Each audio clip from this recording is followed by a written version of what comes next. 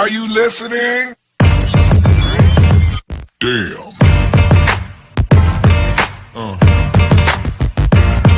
Yeah. Yeah. Another episode of Trash Talk. I'm TJ O'Connor. With me, as always, Damian the Wolverine Hill. And we're joined tonight by Olivia Beeskau, who is days away from making her professional debut. Before we get into that, I got to go over the sponsors of the show. Valhalla Combat Sports Incorporated, Ink Shrinks Tattoo, the Striking Institute, James Clark Sports Psychology and Hypnosis Therapy, The Fighters, and my mom. Olivia, thanks for taking the time to speak with us. How are you doing today? I'm doing great today. How about you guys? We are both doing great, and I speak for TJ because that's what I do. Uh, how are you feeling going into this professional debut, knowing that the amateur, for the people that don't know, amateur fights are 3-minute rounds, and now we're adding 2 minutes to that. So you're going 3 5-minute rounds, potentially. How do you think you are going to adjust to the time difference? Do you think that favors you at all, or do you think it's just going to be one of those things that you just have to adjust to as a pro?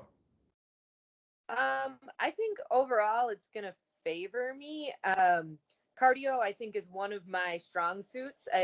I've been an endurance athlete from the time I was young, and I think that making them 5-minute rounds it's more beneficial for me overall as an athlete, I guess, because I would consider myself more of an endurance athlete than I would I mean, I am explosive and stuff. I hope I have the right mixture, I guess. But I think the 2 minutes favors me overall. I mean, one of my coaches, Danny Moe from the gym, he always is like, Olivia, you got cardio for days. And so I'm going to say that it favors me.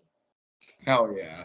And now, what have you been doing to prepare for the extension, the 2-minute extension into the 5-minute rounds?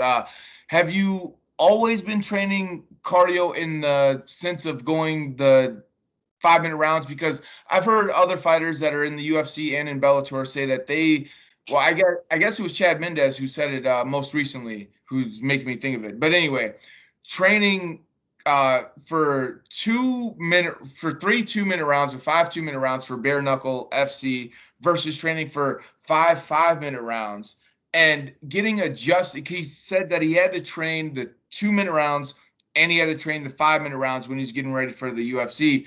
But training the time gives you the right accurate mindset of how much time you have left in the round and all of those things. Is that something that you kind of have been doing for this fight, or have you always done something like that? Yeah, I would say more of my rounds when I'm time sparring or when we are sparring or on the bag. I usually put them to 5-minute rounds. But I feel like I've always kind of done 5-minute rounds even as an amateur, just because jujitsu as a blue belt and above, your rounds that you're going to be facing are always 5 minutes or 7 minutes if you're competing in the purple belt level. So as far as like my rolling game goes, or my jujitsu and ground and grappling game, I don't think I've ever trained anything other than 5-minute rounds in that area. And so it was an easy transition, but striking is a whole nother ball game. And then obviously when you mix striking and grappling in there, um, I mean, it was a bit of an adjustment to like sparring. When we go to 5-minute rounds, you have almost a full twice the amount of time to work, to move, to be more patient, to set things up. Also, if you're getting hammered for the first 4 minutes, somebody else is going to get tired if they're hammering you for 4 minutes. So you've got that minute to kind of come back if you need to. There's a lot of time to play in 5 minutes. So I would say, yeah, I've adjusted my training some for it. As far as my, the cardio I do outside of the grappling and the bay work and sparring and all of that, I haven't changed that up a whole lot. Running, some people hate it. Some people hate cardio. I love cardio. It's like time. Maybe it's because I'm a mom and a parent and a nurse and running a million different directions. But when I get to go for a run, especially outside, like it's pretty peaceful for me. It's the time that I get to spend visualizing. It's a time like in my mind that I mentally get to work out like the kinks that I'm trying to adjust in the gym. So I haven't changed that up a whole lot, but my rounds that I actually do work, we definitely do 5-minute rounds. And a lot of times at the end of practices, we'll do 3 10-minute rounds. So I'm ready. Cardio wise, the 5 minutes, I'm ready. Oh yeah, that's what I love to hear. I love it. I mean, and you mentioned that you've had this professional approach, since you started fighting, and that obviously shows in your amateur career. Very highly decorated. You went, you fought everybody, you finished on a big win streak. Going into the professional debut here, obviously you get a chance in front of the hometown crowd. Has there been any adjustments that you've been trying to prepare for yourself almost mentally? You mentioned all, your day-to-day life. You're a mom, you're a nurse. Getting to fight in a cage is almost a little bit less hectic than the day-to-day activity. Has there been any adjustment mentally going in, knowing that this is a professional fight compared to amateur, or are you just going in thinking it's a fist fight, she's going to try to beat me up, I can't let that happen? Yeah, I think that it's the level of professionalism I can tell is different leading into the fight. It's nice to know my opponent standing across the ring from me is also going to be a professional. So I just feel like it puts a little bit more reliability. Like I know somebody's going to show up that day for the most part. Obviously, there's always exceptions to the rules, but I feel like when you make it further mentally, like when I knew that this fight was going to happen and this was going to be my professionally debut, I didn't have as much like hemming and hawing about, is my opponent going to show up? Is my opponent going to make weight? Like when it was locked and loaded, I like know at that professional level, it increases the probability that the fight's going to happen, which for me is mentally calming, because when you're running a million different directions and you have a fight on the line and somebody doesn't show up or can't make weight or whatever, I mean, you've been through it, right? It's not fun. So I think that part of it has almost been a little bit more comforting for me. I know that's not always true, but I feel like it increases the probability of it being true, right? As far as the actual fight itself, it is still a fight at the end of the day. When I step into that cage, I just know that I can control everything I've done before I enter it. And I don't think that that's changed from the amateur to the professional level. I feel like I'm still going to put as much work in as I did at the amateur level, but now it's a little more like, it's almost like, it's kind of like your dreams coming true. It sounds so cheesy to say that, but like, I've worked really hard for this up to this point, and I want to continue to work hard. And I feel like this just gives me a better platform to go big after this. Once you make this leap, you also like training wise, elbows and knees, man, that's a game changer both ways, right? Giving and receiving. So I've been working that a lot. And training wise, that's changed my training some. Especially my ground game. I think it opens up a lot in the ground game, being able to throw elbows. So yeah, I think that answered your question. I don't know how much it's changed my outlook, but there's obviously some subtle changes. Yeah, well, I definitely like what you said earlier about, when you're at the professional level, there's more likelihood in the fight is actually going to happen, less likely to back out. Because for the people that don't know, honestly, there's a small percentage of people that are even willing to step inside the cage, the ring, or what have you, whatever type of fighting aspect you're going after. There's very few people that are willing to go after that. And then of those people, there's even less that are willing to go professional in that. So you are right. And I'm so glad that you have the respect and understand the respect that she is going to have for you, because I believe that we are going to have two professionals show up to the cage and there's going to be no mishaps or anything, and on weight, everything, And then on top of that, as the professionals, you mentioned the elbows and the knees and training with them. How excited are you to actually have those more weapons in your arsenal? Or maybe you already had them in your arsenal, but now you get to actually show it off.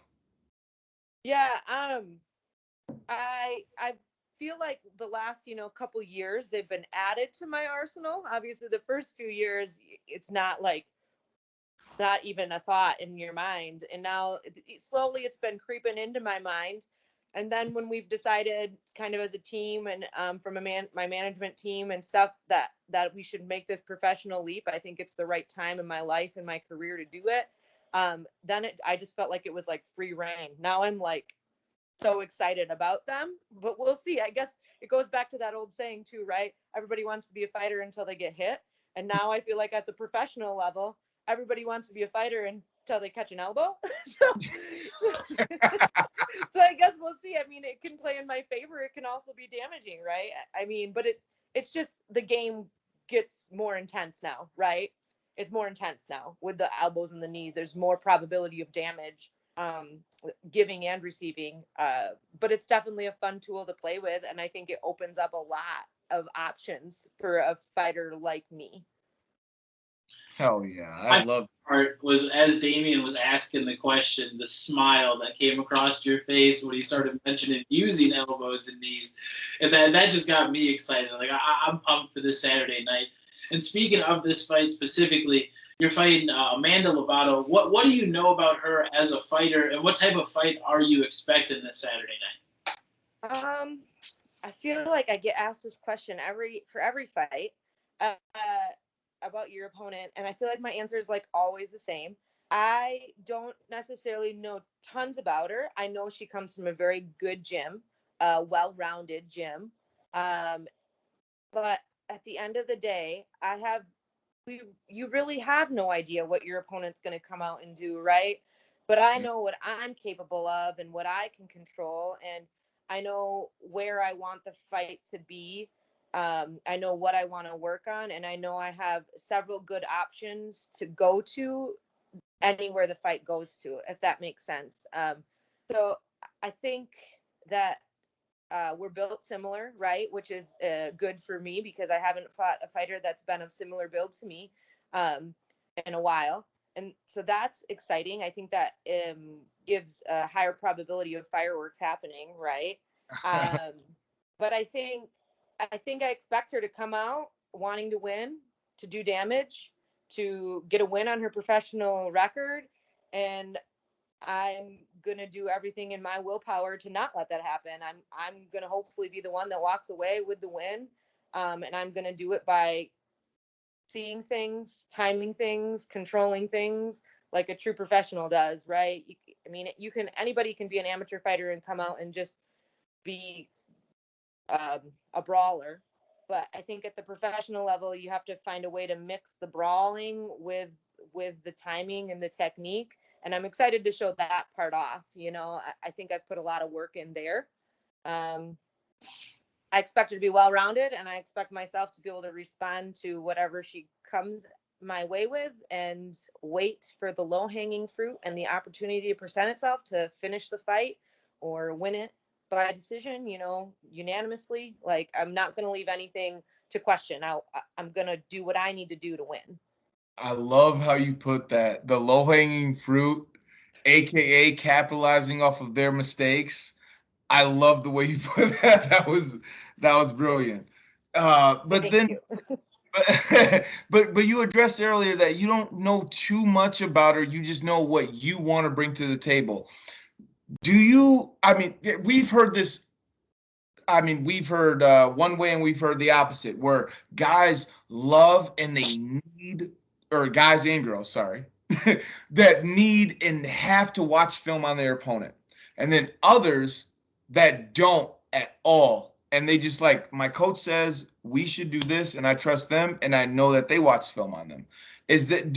I just kind of want to get your thoughts on that, because I don't believe that anyone is right or wrong. Every person's different. If it's right for you, you keep doing that, because there's been fights where guys and girls have psyched themselves out by watching film. When you see a guy or a girl go out there and knock somebody out in 3 seconds or 4 seconds, 5 seconds, but then you realize, like, oh, who was that person that they just did that to? You have no idea, like, Right. but people psych themselves out for that. How do you feel about those types of things? Um, I I like to watch a little bit if it's available. So typically the way that I do things thus far is when I get a name available to me for who potentially could be an opponent or that we're looking to match, I will find what I can and I will watch each one of the fights once, maybe twice at the beginning, and then I don't really touch it after that. I kind of get to see a little bit of what they're like, their style at the beginning. And then after that, I say, okay, yep, sign me up. And after that, I typically don't watch fight footage after that. Um, but that's just my personal preference. And I don't know that I've really thought about why I do or don't necessarily. I just like to see what's coming at me, I guess. And then I'm like, yeah, let's do it. It motivates me to see it once or twice, the footage that's there. And then, if it's 6 weeks out, 8 weeks out, 12 weeks out, whatever it may be, I typically don't watch it again after I initially get the name. Um, just because I don't know that studying film of all the past fights is helpful or beneficial at this stage in the game. I feel like, as you get to the higher levels of the professional world, it's Yep. helpful to know. But like at any given moment, anybody's capable, right? At any given moment, anybody's capable. So it's going to be more beneficial that I watch my opponent a couple fights, and then I transition to being able to read whoever's standing in front of me that given day at the gym, right? When we're sparring and training, because that's going to be more beneficial, being able to react and time and plan, because her style, she might come out totally different based off of what she's heard about me than her past fights have. So I guess I'm more on the side of I don't repetitively watch footage by any means, but it's nice to see a little bit if it's available out there. Oh, okay. Now I just thought of one more question. It's kind of on the same topic. How much of your own film do you go back and rewatch of yourself performing and look at your own mistakes or the things that you do right? Is that something that you've ever implemented, or have you ever thought about that? Yeah, I do watch my own footage, usually like at the beginning, kind of the same time frame at the beginning when I am getting ready and set for another fight. I will recap my fights and see what I did well and what I didn't do well. And but usually for me, I'm more of like a visual and hands-on learner. So usually what I typically do is after my fights and the next couple days, I write things down that I did well that fight and that I didn't do well. And then I wait a few days and I'll watch the footage again. And then I visualize again what I did good and what I didn't do good. And then I write that down. And then when I get back to the gym and start training, I like to focus on those things right then and there, like, within the week or 2 or 3 after the fight. So that way it gives me some building blocks to build on, I guess, from there. I don't repetitively watch myself. I think I've probably watched every one of my fights, you know, before every fight that I get, I'll go back and I'll watch it once or twice. My husband, on the other hand, will be sitting at the couch and I'll be like, "What are you doing?" He's like, "I'm just watching your last fight." So then sometimes I'll lean over his shoulder and I'll watch it with him, and but like I don't very often sit down and watch my own fights except for within the week or two afterwards to really focus in on and give myself some building blocks to build up onto next time. Honestly, I love everything you said. That was perfect because, yeah, just going back and reassessing some of the things that you even do in practice is so important. Wow. Yeah, Yeah. I just started coaching some classes too, some women's only classes and some co-ed classes as well. And that's really helped me too, I think, as far as from a technical standpoint, because people ask you questions that I'm like, well, I don't know, I've never thought about that. I just do it. Yeah. And it helps to break it down or to reflect on it from a different perspective. And so I think that that's helped me grow quite a bit as of lately, you know, having to really break things down and teach them properly. And then all of a sudden I'm catching myself being like, well, I'm telling people to do that, but maybe I should start doing that more during my training too. You know, That's and then great. I'll do it and I'll be like, I promise you this works because I did it myself. Yeah, You know, no, so there's a saying, I could get this wrong, but teaching somebody how to do something makes you learn it better. Uh, yeah. I feel like that's why a lot of jujitsu coaches, once they promote guys and girls, again, I keep doing that. That's Sorry. okay. I'm not offended. But people watching might be. Fair enough. But they promote them to blue belt, and then they start having them teach a kids class, purple belts, have them start teaching them an older kids class and things like that, and gradually getting more and more. My first jiu-jitsu coach was a blue belt, and he did that trying to earn his purple belt. So you learn better in that sense. And I kind of feel like that's what you were saying, and or what you were leading to. Mm-hmm. And I'm glad that that's exactly what's happening, especially going into the professional fights. Yeah. It's exactly what you need. And I I don't know. I kind of just want to understand, like, how do you feel going into this fight and also pursuing a professional career in fighting, knowing that I mean, you're a nurse, you do a great job. You were working through doing the pandemic and everything. I mean, you can do anything you want right now. How do you feel you're gonna or what are your aspirations with your professional career in MMA? Um, you know, my husband and I have definitely, it's interesting now that I'm getting to a level where people are asking that question. Um, my husband and I have definitely had these conversations on where my goals are. And I've got a secret book of my goals written down that I don't always talk about out loud with people. Sometimes I feel like that's got like a mental game to it too.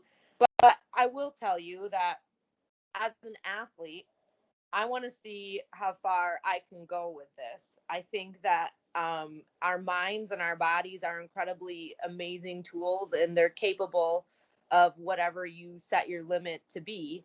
I mean, I think being a nurse helps put it in perspective. I watch people go through things that some people will never experience in their life. And people always ask me, like, well, how can you be a nurse and also go in there and try to hurt people? It's not, this sport, as you guys know, just isn't about hurting people. It is making sure that your mind and body are well trained to go in there, being well trained, being desensitized to getting hit, being able to recover from something like that. And I get a thrill out of that. I get a thrill out of seeing how far I can push my mind and my body that are very capable. It's the competitive drive in me, and it's fun. I like to challenge myself. So I think as long as I'm continuing to have fun and continuing to want to get the next challenge and set another goal and sign another contract, I mean, the sky's the limit, I guess, right? I'd like to see where it takes me. I, It and it's not just about the fights for me. You know, it's so much more than that. This is such a important part of my life.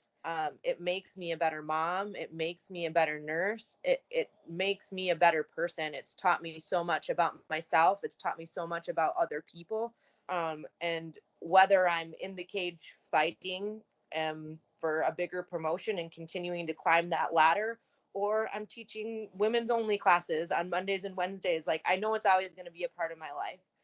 Um, where it's going to go, I guess time will tell. You know, I'm not going to say no. As if I win this next one, or when I win this next one, let's go on to the next until I can't anymore, or until it's not fun anymore, or until I'm like, okay, my body can't take anymore. But right now, I mean, I'm over 5 years in, and I've been very fortunate. I've had very few injuries. I'm finding that my body is pretty strong. it amazes myself sometimes the things I can do. So we'll see where it goes. I'm excited to see, and just listening to this, you got me even more excited. I wish I could say that I'm jumping on the bandwagon, but I've been on for a long time watching you fight. Your fighting style speaks for itself, but listening to you speak, so well spoken, and you have such a well understanding for this. I love every time you mention it would always be mind and body. It would be mentally and physically, because the way you're methodically breaking this down, I feel like you have a real good understanding of this, and you're in a great spot. And I mean, I'm just, to steal Damien's line, I don't even have a question right now. I just want to let you know that I'm as excited, especially after hearing that, to watch you in this journey. And I don't know if you have another one, Damien. I know we've kept you a lot longer than we've promised. So before we do wrap it up, I do want to give you the platform just to thank any teammates, sponsors, anybody outside the gym that's been there for you leading up to this fight. This is a big fight. You're at your hometown gym. This is going to be a big crowd. Who do you want to thank leading up to this moment? Well, gosh, it's a long list of who I want to thank. I think that, I'm very fortunate to have the support system I do inside the gym and outside the gym. My main coaches, John Froh, Ian Mallon, Shay Ely, Nick Emmerman, Eric Anderson, all my teammates at Ironworks, like, they tolerate putting up with me just as much as anybody else does. And then my sponsors, they know who they are. There's a long list. I won't go through it. I try to be really appreciative and grateful every day. And I think that the people that are important to me and important to part of this journey, they know, because I tell them almost on a daily basis. At the end of every workout, I always remind people, thank you, I appreciate you. At the end of every day, thank you, I appreciate you. Obviously my husband and my family are, like, I don't know how people do this sport without a significant other or an influential person on your inside circle that know the good, the bad, the ugly, everything about you. Like, there's days that there's no way I could do it without a supportive person in my life. So a huge shout out to him. I've got some pretty great in-laws and aunts and uncles that help out with my kiddos at home, so I can get in the longer training days when I need to leading into a fight camp. Those are huge parts of this. Yeah. I mean, I've got a lot of people to thank. The list is long, and yeah, I'm thankful that the list is long. This journey that I've been on so far has made that list long, Yeah. They say it's a village, so. It does. It sure does take a village. Yeah. I'm excited. Damien, go ahead. Honestly, Olivia, I loved having you on the show. And honestly, I feel like each interview we learn a little bit more about you, and I'm grateful we got this done, because I feel like I know you a little bit better now. I'm way more excited for your fight, and I can't wait to see the journey. Like, as TJ said earlier. Yeah, no, like I said, this has been a great interview. Just repeat exactly what Damien just said. But I'm excited. This Saturday night, September 11th, Olivia Beeskau versus Amanda Lovato, 3 River Throwdown 17. Be there or be square. Like this video, subscribe to Trash Talk with Damien and TJ, and most importantly, do not be a hoe.